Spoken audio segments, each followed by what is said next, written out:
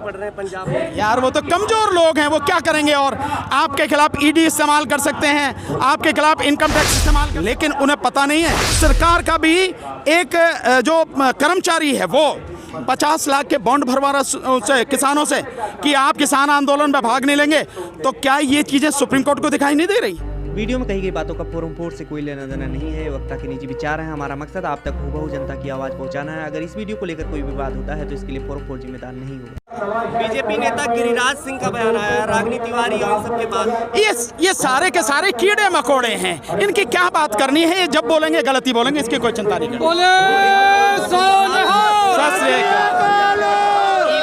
EVM को लेकर के आप बोलते हैं तो कैसे समाधान होगा? बिल्कुल ईवीएम का समाधान होगा, जरूर होगा, क्योंकि मैं जानता हूं और लोग भी इस बात को समझ रहे हैं, ईवीएम है तो मोदी सरकार है। जिस दिन ईवीएम हट गई, मोदी सरकार और इनकी पूरी टीम ताश के पत्तों की तरफ बिखर जाएगी। ये सब कुछ भ्रम इनका टूट जाएगा, क्योंकि देश इनके साथ में नहीं है। देश की बहुसंख्यक आबादी आज की तारीख में 80% से ज्यादा लोग इनके विरोध में खड़े हैं। ये बन कैसे रहे हैं? क्योंकि ईवीएम में गड़गड़ी करके वोट लूट लेते हैं, उसके लिए बनने हैं। मैं तो कह रहा हूँ 56 इंच का सीना है, इसे और थोड़ा सा और बढ़ा लो, और लंबा चौड़ा कह सकते हो, जितना कह सकते हो कह लो, लेकिन 56 इंच के सीने वाले महाराज, अगर आपको इतनी ही अपने ऊपर गुमान है कि देश की जनता आपके साथ में है और सब लोग आपको पसंद कर रहे हैं, तो ईवीएम हटा के बैलेट पेपर से चुनाव कराओ ना, आपको अपनी औकात पता लग जाएगी। 56 इंच का सीना कितना है या 56 मिलीमीटर का है, वो सब पता लग जाएगा। ईवीएम निश्चित रूप से हटेगी और लोग इस बात को अब समझ रहे हैं, क्योंकि असली जड़ वही है। जियो और इस चीजों का जो बहिष्कार चल रहा है, ये कितना प्रभावी है? अरे सर, आप समझ नहीं रहे। जो कृषि मंत्री हैं, वो कृषि मंत्री 8 पेज का लेटर लिखते हैं लोगों को, और उसमें कहते हैं वोकल से लोकल, लोकल के लिए वोकल, है ना, यानी लोकल के भाई कुछ लोग हैं लोकल का बहिष्कार कर रहे हैं। तो आपको नहीं लगता कि सरकार की चीख निकलने लगी है? और आपको नहीं लगा कि जब अंबानी जाके TRAI में, telephone regulatory authority of India में जाके कहता है कि भाई वोडाफोन और एयरटेल ये जो हैं, ये हमारे जो फ़ोन हैं, सिम है जियो का, उसे पोर्ट करवा रहे हैं, तो आपको समझ में आ रही है कि अंबानी की भी चीख निकलने लगी। और अभी धीरे धीरे देखो, अभी लाला रामदेव की भी चीख निकलेगी, अभी अडानी की भी चीख निकलेगी, जब इनके सारे उत्पादनों का बहिष्कार होगा।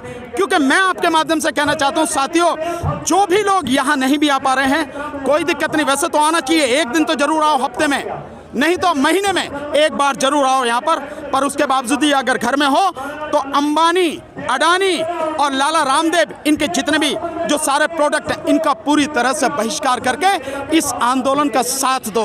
ये बहिष्कार ही इनकी कमर तोड़ेगा और ये बहिष्कार ही हमें जिताएगा, सरकार को पीछे हटाएगा। आप यहाँ पे लगातार आ रहे हैं, देख रहे हैं, अभी आज मोदी जी जाकर के गुरुद्वारे में शीश झुकाए हैं, उस बारे में क्या कहेंगे? नहीं, मैं तो यही कहूँगा कि गुरुद्वारे में मत्था टेक के आए हैं, गुरु महाराज उनको सद्बुद्धि दें और वहाँ से तुरंत यहाँ आके कहें कि ये तीनों कानून मैं वापस ले रहा हूँ, मेरे से गलती हो गई है और जो MSP है उसको मैं कानून बना रहा हूँ, अब आप जाओ घर। मैं समझता हूँ इससे बढ़िया सद्बुद्धि उनके लिए कुछ होगी नहीं। यही मैं उनसे उम्मीद करता हूँ, हर कोई यही चाह रहा है कि वो ये इधर उधर जो घूम रहे हैं और जो बेकार की बातें कर रहे हैं, उनको ना करके सीधे सीधे जो कानून है उस पर बातें करें और यहाँ लोगों के बीच में आके लोगों से बातें करें, उनको समझाएं, उनको बताएं। प्रधानमंत्री जी का जो भाषण है मन की बात, देश की सभी भाषाओं में उसका ट्रांसलेशन होकर प्रसारित होता है।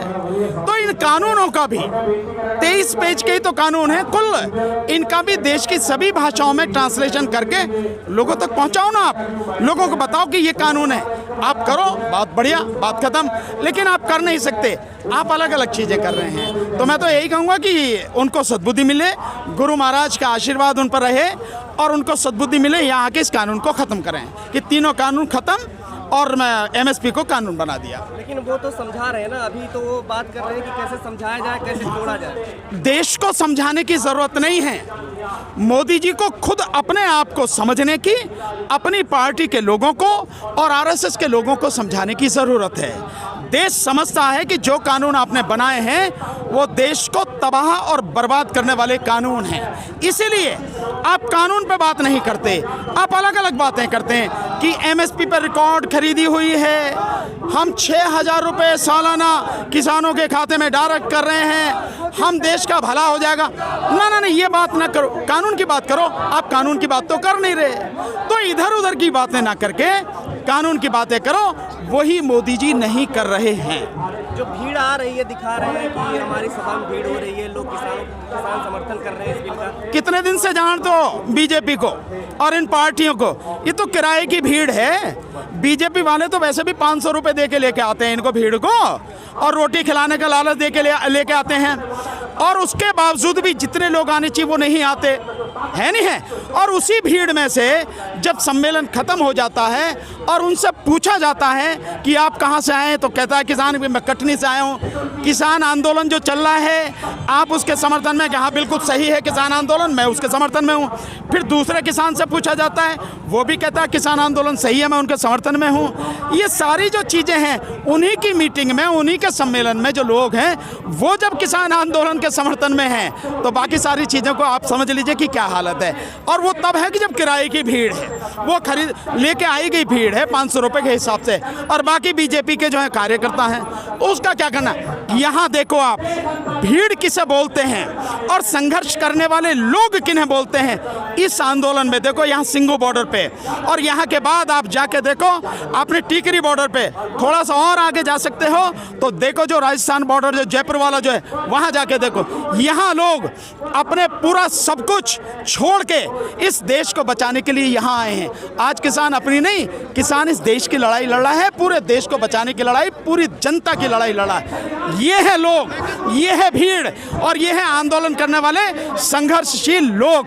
इन्हें देखो, ये किराए के लाए हुए नहीं हैं, ये सच्चाई समझ के अपने जज्बे को बुलंद करते हुए इस अन्याय और अत्याचार पर खड़ी हुई बेरहम सरकार को सबक सिखाने आए हैं। या तो कानून वापस ले ले, नहीं तो अपना बिस्तरा, भैया बोरी बिस्तरा बांध लें। मोदी जी कैसे ना कि हम तो झोला लेके आए, फकीर हैं, तो फकीर चंद जी इस झोले को तैयार कर लो, या तो कानून वापस ले लो, नहीं तो झोला टांग के जाना पड़ेगा। ठीक है प्रभु। 50 लाख का मुचलका भरवाया जा रहा है, ऐसी बातें आई। इससे बड़ा अन्याय और क्या होगा? इससे ज्यादा संविधान की बेइज्जती क्या होगी? और संविधान से ज्यादा सुप्रीम कोर्ट का भी अपमान इससे ज्यादा क्या होगा? ठीक उसी दिन जिस दिन सुप्रीम कोर्ट कहता है कि आंदोलन करना, प्रदर्शन करना इस देश के हर व्यक्ति का मौलिक अधिकार है और उनकी सुरक्षा होनी चाहिए, उनकी सुरक्षा होगी। इसीलिए किसान आंदोलन को हटाने का सुप्रीम कोर्ट ने कोई आदेश नहीं दिया और कहा कि किसान आंदोलन करते रहेंगे, हम उस पर कोई आदेश नहीं देंगे। उसी समय एक सरकार, और उस सरकार का भी एक जो कर्मचारी है वो 50 लाख के बॉन्ड भरवा रहा किसानों से कि आप किसान आंदोलन में भाग नहीं लेंगे। तो क्या ये चीज़ें सुप्रीम कोर्ट को दिखाई नहीं दे रही हैं? क्या ये चीज़ें हाई कोर्ट को दिखाई नहीं दे रही हैं? इस पे इलाहाबाद हाई कोर्ट को सुमोटो एक्शन लेना चाहिए। और सुप्रीम कोर्ट जब आंदोलन को मौलिक अधिकार बता रही है, उसी दिन ये सब हो रहा है, तो सुप्रीम कोर्ट को सुमोटो एक्शन लेना चाहिए। ये सारी चीज़ें देश की जनता को भी समझना है कि इन जो सरकार बीजेपी की है, चाहे केंद्र में है चाहे राज्य में, उसने किस कदर गुंडागर्दी मचा रखी है कि आंदोलन का अधिकार भी हमसे छीनना चाहती है। इस 50 लाख के मुचलके के माध्यम से किसान की जमीन हड़पना चाहती है, उसके बढ़ते कदमों को रोकना चाहती है। लेकिन उन्हें पता नहीं है, जब बवंडर आता है ना, जब तूफान आता है, सब कुछ साफ हो जाता है।